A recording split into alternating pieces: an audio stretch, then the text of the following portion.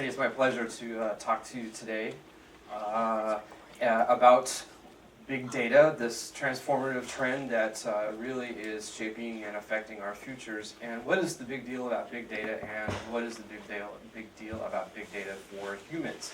So I work for Pivotal Software. Pivotal Software works with Fortune 2000 companies, helping them create innovative applications with their data. And I spent a lot of time talking to executives saying, here's why big data is a big deal for your company. So today I'm going to twist that conversation around a little bit, look at it from a human perspective, and the interesting part is it sort of changes the conversation, because where big data allows us, it's really the analysis of big data, allows us to find the connections and causations between us as a population and as people. There's some really wonderful opportunities that come with this, as well as some kind of scary, creepy things that can and do happen, and really, I think, leaves us asking some questions. You can kind of see that we really are in a titanic shift in our society, and there's some things we need to be discussing. So let's talk about what makes big data big, first of all. And the best way I could think of to illustrate this is we have run out of words to describe how mind-numbingly huge this data is becoming. The largest named metric system we have now is a yottabyte. So now there's a conversation going about the next 10 to the 3, what do we call this? Do we call them brontobytes, like brontosauruses, or do we call them helibytes? I'm a California native, so I'm a little bit more partial to helibytes personally, and that would be an octillion or 1,000 quadrillion bytes. What's causing data to become so mind-numbingly huge is, if you look at this chart here, it's the growth of connected smart devices on the internet. And in 2018, there will be estimated 7.5 billion souls on this planet. And by the way, only half of them are estimated to have internet connectivity at this time.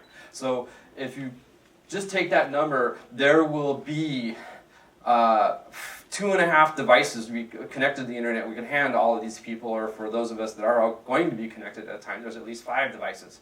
And you look at the categories there, you can see probably you own several of these already in this area. But I'd like to direct you to the bottom, the blue there. There's a category called M2M, machine to machine. These are connected devices that talk to other connected devices. They don't relate to or talk to humans. And an example we all have is, if you look outside your place where you live, there's probably a electronic meter, a smart meter that's been connected that talks to PG&E about gas and electricity consumption. So that's one example, and this is, you can see how rapidly growing that category of devices is coming. And as a result of this major growth of connected devices, the amount of data that's being generated and transmitted through the internet in the same time frame will more than double. Now, we can't talk about how much data without talking about what is the data. So if you look here, there's 2 big categories. There's data's in tables and data's not in tables. And this is important because humans can understand how to analyze data that are in tables. You can sort of figure this out, and with the help of machines, we can come up and find discoveries. Data that's not in tables is a lot harder for humans to figure out, and so a lot of what we do is try to figure out how do we get the things that are not in tables and get them into tables so we can compare them back and forth. And I also like to differentiate between things that are intentionally created, such as you create a document, write a book, you make an image, take a photo, make a video, upload that, go do something on social media. Some people might argue that Facebook posts are involuntary, but that's not the subject of my talk. And then things that happen, and this is a result of in our society today, when you go and relate to something in a company, you leave a record on a business system somewhere of the thing you purchased, or the call you made, or the interaction you had. And then nowadays we have machines logging everything we do. If you come onto a website, there's a log that will record what it is that you did. And then even sensors, for example. Around campus here, you probably have motion sensing cameras. They're going to record when you walk by. If you use fast track on the bridge, you'll hear that thing beep as you go across the bridge. Guess what? It beeps at the airport too. I have absolutely no idea why. but they know when I pass through there. So there's an example of data that's getting captured and logged. We're shedding data like you've never seen before, in addition to all the things we're actually doing on purpose. So in a nutshell, what makes big data so big? Well, first of all, we're dealing with mind-numbingly huge bytes of data. And then we're putting this crazy jumble of stuff that is really hard to figure out how to relate together. That's basically what big data is. And as a result, the old ways we used to store and manage and analyze data don't work anymore. So then, what makes big data a big deal? Well, basically, if you can get past the technical barriers of storing and analyzing this bytes of crazy shit, pardon my language, then you can actually have an opportunity to get deeper insights and understandings you ever could before, if you will, uncover the connections between things, speaking in the theme of today. So let's talk about how we do this. So one way is to create a common understanding between data sets. So as you're saying, like for example, things that aren't in tables, how can we do processing on it to put it in tables so we can compare it to other things with tables? There's actually a simpler way. Now you guys might remember Mr. Edward Snowden in the last year. He brought an interesting technical term into the news called metadata. That's data about data, or data about phone calls in this particular case. It's not that much different than, say, the call log in your mobile phone. What he revealed and what governments subsequently government officials subsequently discussed at Senate hearings, for example, is they're not listening to your phone calls. They don't care what you're saying. They're more interested in who are you talking to, where are you when you made that call, where are they when they made that call, how long was that call, and how many times did you call the person. And they stored this information for billions of phone calls made by hundreds of millions of people, and then when you have should you have a person of interest coming up that you need to know more about them, who they associate with, find people who might know something about them, say like on Edward Snowden, for example, you can then take this historical database and ask the question, who did Edward Snowden talk to on the phone in 2013? And suddenly you have a nice list of people that you need to go send an agent out to talk to. That's the basic idea. So that's context, really, of where the data is. Now you can, for example, do processing between different data types, get data, and compare these as well, and I'll show some examples of that in a little bit.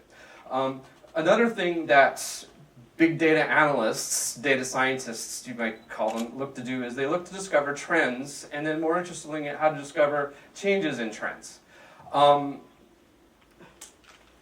Stock traders have been doing this for years. It's nothing really new, but what's a little different now is that companies have the ability to look at changes in trends in the way their customers interact with them. So I don't know if you guys have heard this story that cropped up in the last couple of years. Target has the uncanny ability of knowing that you're going to give birth 2 months before you actually do.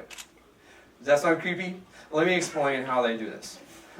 So first of all, when you walk into a Target store and you do something in the Target store, Target tries everything it can to get a unique identification of you. The simplest one is if you pay with a credit card, they have a unique number that identifies you.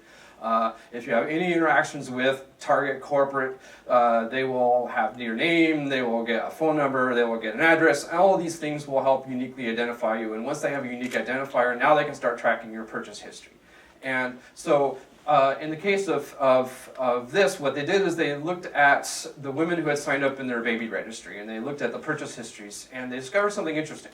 Say about 2 months, 3 months before a woman gives birth, she starts buying a different set of supplies. She starts buying a lot of unscented lotions, she starts buying a whole lot of cotton balls, she starts buying vitamins that are suitable for prenatal development. These clustered, and there's about 20 other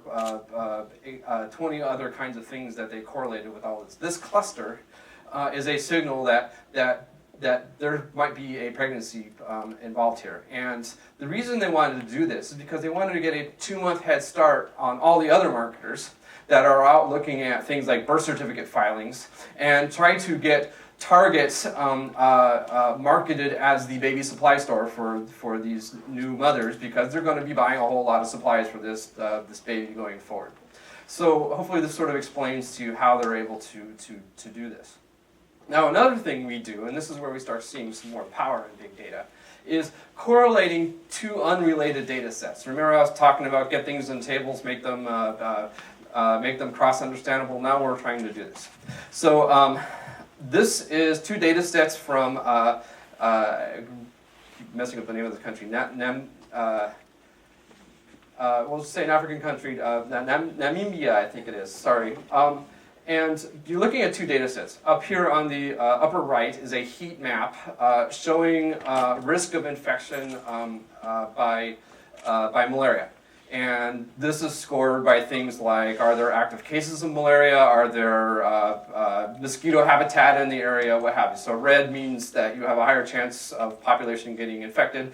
Blue is not. Now the other data set we're looking at there on the upper right is a travel map. And this is generated by looking at call records on mobile phones. Yes, this is the same data set that we were talking about with Edward Snowden. And in this particular case, all they did was look at where were people when they called, and by looking at the history of where they were when they were starting and making phone calls, they're able to figure out where does the general population move on a daily, weekly, and monthly basis. So you can kind of start to see the connections to how populations move. So if you look at the lower left, and I don't know if you can see it on the monitor, there's a tiny little blue region. It's black and it's outlined by blue in there. And this is a little group of people based on cell phone towers, and they figured out that this population was really mobile. This population also happens to be in a hotspot for malaria infection. So guess what? When they travel, they bring the disease with them to other parts of the country. And so if you were to focus your public health resources to maybe reduce the rate of infection in this area, or at least have these people not travel as much, you can see like the red all around the country and the yellow. These are the impact you would have on reducing malaria caseload around this country. Now, just as a comparison on the right, there's another little district not that far away from this one that's just as much of a hot spot, but these people don't travel as much. So if you were to make some effect on here, all you're going to do is really help the neighbors. The rest of the country is not really going to have an impact. So this is an example of correlating 2 data sets and getting some higher levels of meaning. Now we're going to get into another one. This is called machine learning. Machine learning is an artificial intelligent algorithm. Basically, the computer learns how to detect and find things by looking at training sets of data. How many of you guys play massively open games like World of Warcraft? Okay, we have definitely a lot of studious people here. Okay, so I have to explain. A massively open computer game is a totally different approach than, say, the games of yesteryear, where it was just you versus your PC. And in a massively open game, you still have a set of goals, things you're trying to accomplish, but you're also hanging out with your friends and you're helping them on your goals. And so a game designer doesn't necessarily know in any moment what it is you're trying to do. Now, if the game designer can predict what your next step is going to be, this opens up some interesting opportunities. Crystal Island is an instructional massively open game that was written to help middle school students learn scientific concepts. And what they wanted to do is to see if they could predict what these kids were going to try and work on next, because then you can measure the effectiveness of your content, you can measure the engagement on the game, it's even maybe an opportunity to compare student ability between student ability. And so the way they did this is they took a machine learning algorithm called deep learning, which is actually the subject of a tremendous number of papers in applications such as medical diagnosis and speech recognition. I don't know if you guys noticed how much better Android speech recognition has gotten over the last 2 years because it's running the same algorithm. Anyway, so they looked at the playing histories of 160 students that were trying to accomplish some 300 goals that each one took maybe about 80 steps, and they had the machine operate on this, and then as a result of crunching and training itself on this known data set, the algorithm is now over 60% of the time able to accurately predict what a student's next step is going to be. Now, 60% may not sound great, but that's the thing about machine learning. It doesn't have to be perfect, it only needs to be good enough. And taking this to a World of Warcraft concept, if you can predict when a player is about to do something new And if they're not advancing fast enough, you might be able to make it easier for them dynamically. Or if they're advancing too fast, you make it harder for them. Or maybe you want them to start consuming their premium items so that they'll go buy more. These are the kinds of things you can do in online games with these kinds of predictive algorithms. So I think I've hopefully given you an idea of the kinds of things we're doing in industry in big data, and sort of the both creepy and opportunities that big data and analysis of big data provide. So let's talk about how this is actually directly affecting the future. Well, if it's not clear by now, we are being relentlessly tracked.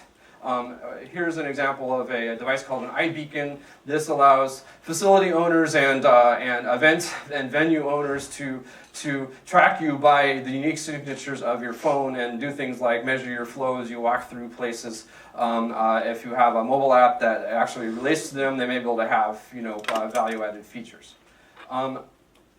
It should be obvious now that other people now know more about us than we know about ourselves. I mean, okay, in the target case, obviously would know if we were pregnant or not, but this kind of analysis is being used successfully in campaigns like the Obama campaign. And for example, in this particular case, all they wanted to do was find those voters that were supporters, but a little bit too lazy to go to the polls unless they were motivated. And so this allowed them to direct their resources to the tipping point, and this is really one of the major secrets why Obama had massive turnouts and massive results in both 2008 and 2012. Now, what's the difference? People might say, well, the last election, they didn't like Obama, did not. Well, you know what? Really, a lot of people that tended to vote for Obama stayed home, probably because nobody was out forcing these people to come. Now, and really the biggest result you're going to see here is automatons are going to be taking over simply by being good enough. How many of you guys have seen this thing driving around the area? It's the Google self-driving car. It's driven enough miles now. We now know that the accident rate on these is significantly less than human-powered cars.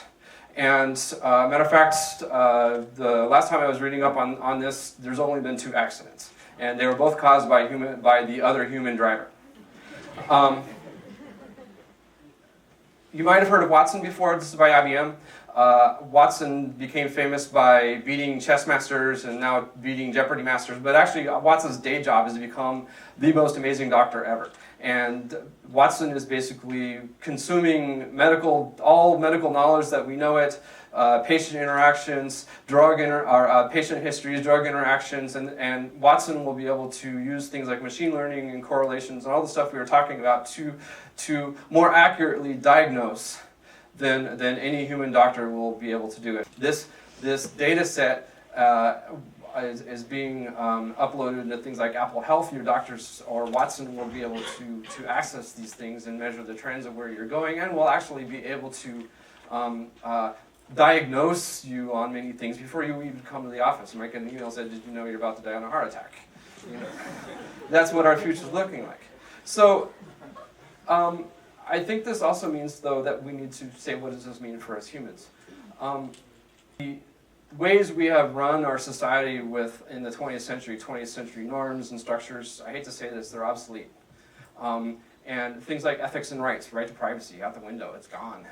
Now, instead of having a right to privacy based on secrecy, we need a right to privacy that's explicit. We're getting there, putting regulations on how can, for example, companies with healthcare take care of our health records, but we need to have a much stronger discussion about this. What about these predictions that companies are going to be making? You may find companies don't want to deal with you because their predictive algorithm decided you're not going to be profitable. What happens when we start segmenting out populations of society based on predictive scores? It's easy to say we need to help those people, or it's easy to turn around on the opposite way and say, well, these people are malaria-ridden, restrict their right to travel. That's the kind of thing you're going to be hearing and talking about. And then, what are your rights? Especially since all of this data, all this stuff about you is being collected by all these other people. It's not your data; it's their data. What is your right about this? The end of the 20th century economy. This is really important. We talked about self-driving cars. Did you know that the top employer in the U.S. is the transportation and logistics industry? What are you going to do with all these people? Are they going to learn to become data scientists and start doing this kind of thing? No. The basis that a lot of jobs, even doctors and lawyers and accountants, are under threat with all this automation. What are we going to do with all these people? What are the humans going to do when you're in an economy that rewards you because you can either deploy capital or you have a skill and you're able to do labor, but suddenly we don't need the labor anymore? And this brings me down to the last question, but we need to have a much more honest discussion about abundance versus scarcity. We're in a really interesting point in life and time, our point of our history. With all of this automation and the efficiencies we can create out of this, we have the ability to pretty much, for everybody in the world, even the 7.5 billion coming in 2018, to basically feed them, shelter them, provide them the basic needs that they have, and maybe even opportunities for growth and education. But this same mechanisms are being used to actually create scarcity, and maybe it may sound like I'm getting a little Marxist here, but I would make the argument that 20th century observations on this stuff were actually obsolete. So there really is a new discussion about how is it that abundance is brought through our society, and this is the kinds of things that big data algorithms, they make suggestions, but they don't make value statements, and this is where the human still is important. Thank you very much.